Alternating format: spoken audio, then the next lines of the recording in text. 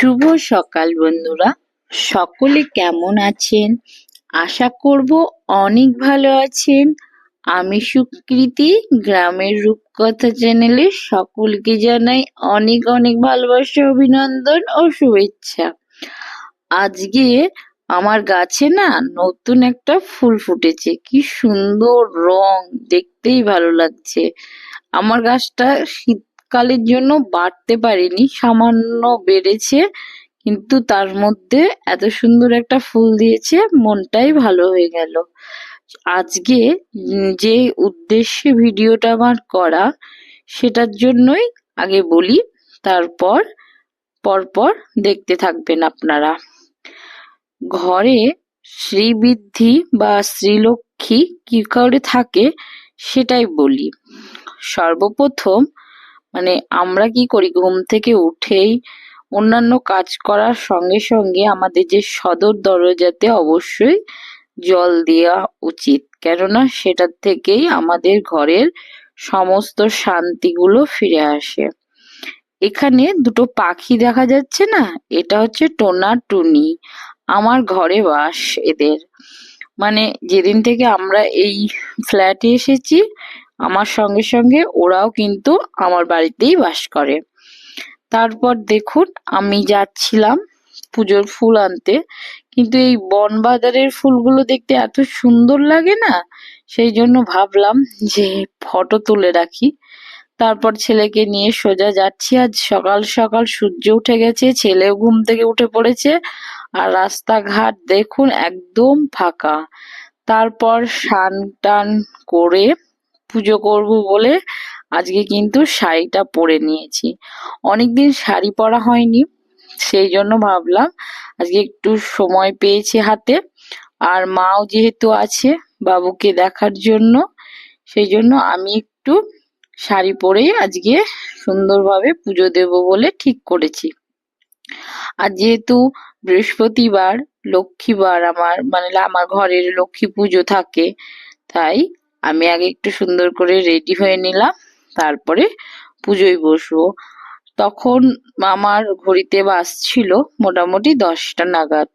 এবার খাবার দাবারও মোটামুটি করে রেখেছি, যাতে পুজো করে তখন খেতে পারি। আর বাড়িতে লক্ষ্মীশ্রী বজায় রাখার একমাত্র উপায় হলো বাড়ি ঘর পরিষ্কার পরিচ্ছন্ন রাখা। মা লক্ষ্মী সবসময় পরিষ্কার পরিচ্ছন্ন ভীষণ পছন্দ করে। আর কোন্দলহীন বাড়ি, যেখানে ঝগড়াঝাটি অশান্তি না হয়, সেখানে মা লক্ষ্মী বিরাজমান। সমস্ত কিছুতেই তার শান্তি শৃঙ্খলা সবসময় বিরাজ করে। এত স্নিগ্ধ নদী কাহার কথাটা বলে না, সেরকম। মা লক্ষ্মী তার সমস্ত কিছু শক্তি বৃদ্ধি করে যেসব বাড়িতে কোনো রকম হইচই চেঁচামেচি হট্টগোল না হয়। আমি যতটা পারি সব সময় ধীর স্থির এবং খুব আস্তে সুস্তে সমস্ত কিছু করার বা চলার।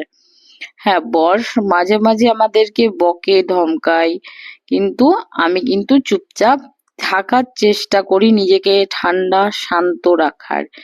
এটা এটা সব থেকে পুজোর হচ্ছে মূল পর্ব, যে পান পাতায় আমি যে আমার পরিবারের মঙ্গল চিহ্ন এঁকে দিয়ে মায়ের কাছে প্রার্থনা করে দিলাম যে আমার পরিবারকে তুমি সুস্থ স্বাভাবিক ভালো রেখো, যাতে সবাই ভালো থাকি, ভালো রাখতে পারি সকলকে, এই আশীর্বাদ করো। আর আমার মনের ইচ্ছা বা যে আমি তোমার কাছে প্রার্থনা করেছি সেটা পূরণ করো। এইভাবেই কিন্তু আমি আমার দিনগুলো চালনা করি। যতটা পারি ঈশ্বরের কাছে নিজেকে সমর্পণ করে দিই। আমি ঠাকুর পুজো বা পুজো পাঠে খুবই মনোযোগী।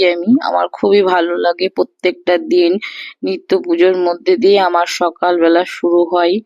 বাসি কাজকর্ম সেরে আমি প্রত্যেকটা দিন পুজো করি, তারপরে কিন্তু খাবার দাবার খাই বা এরপর থেকে যে সমস্ত কাজকর্ম থাকে সেগুলো করি। আর বৃহস্পতিবারে একটু পুজোটা জাঁকজমক ভাবেই হয় বাড়িতে। আর আমি যেহেতু ব্রত পালন করি এই লক্ষ্মী ঠাকুরের, সেই জন্য আগে দিন রাত্রে আমি ক্ষীরের পায়েস করে রেখেছিলাম সবাইকে দেব বলে। সেই জন্য দেখো ক্ষীরের পায়েসটা এত সুন্দর হয়েছিল, বর স্কুল থেকে এসে ওকে দিলাম, তো ও বলছিল খুব ভালো হয়েছে খেতে। তারপর যে সমস্ত খাবার দাবার থাকে সেগুলো খাওয়া দাওয়া করে আমরা মানে রান্না বান্না কাজকর্ম করব, সেই জন্য আমরা সকলে মিলে আগে খাওয়া দাওয়া করব, তারপর মানে রান্নার কাজে হাত দেব। আর বাড়িতে মানে শ্রীবৃদ্ধির আর একটা কারণ হচ্ছে যে সকালবেলায় তুলসী তলায় পরিষ্কার পরিচ্ছন্ন করে রাখা, তুলসী তলাটা যেন একদম সুন্দর স্বাভাবিক থাকে। আমার যেহেতু বাড়িতে তুলসী বেদি নেই, আমি ফ্ল্যাটে থাকি, আমার ইচ্ছা আছে করে নেওয়ার, কিন্তু এখনো সেই সুযোগটা হয়নি, সেই জন্য করতে পারিনি। তবে আমার খুব ইচ্ছা আছে একটা তুলসী বেদি করে নেব। তোমাদের বাড়িতে যাদের যাদের তুলসী গাছ আছে বা তুলসী আছে তারা কিন্তু খুব যত্ন করুন, মা তুলসী খুবই জাগ্রত। তারপর এখানে রান্নাঘরে চলে এসেছি, রান্না বান্না বসিয়ে দিয়েছি। আজ যেহেতু বৃহস্পতিবার এবং একাদশী, আমি মাছ খাবো না, সেই জন্য মায়ের আর বাবুর মাছ নিয়ে এসেছি। আর ছেলের বাবার স্কুলে কাজ আছে, সেই জন্য ওখানেই স্কুলে খাওয়া দাওয়া হবে, ও বাড়িতে আজকে খাবে না। এখানে করেছিলাম একটা চচ্চড়ি, আলু আলু বেগুন এইসব দিয়ে, বড়ি দিয়ে একটা তরকারি এই ছিল, আর করেছিলাম চাটনি। এই ছিল আজ আমার মানে তরকারি। একাদশী আমি পালি না, আগে পেলেছি, সে তবুও আমি একটু নিরামিষ খাওয়ার চেষ্টা করি যদি বৃহস্পতিবারে একাদশী পড়ে তবে, আর না হলে অন্যান্য দিন বৃহস্পতিবার মাছটা খাই। এইভাবেই কিন্তু ধীরে ধীরে আমার দিন চলে এবং এইভাবেই আমি কিন্তু আমার সামনের দিকে এগিয়ে যাই। তারপর এখানে আমরা দুপুরে সবাই মিলে খাওয়া দাওয়া করতে বসে গেছিলাম।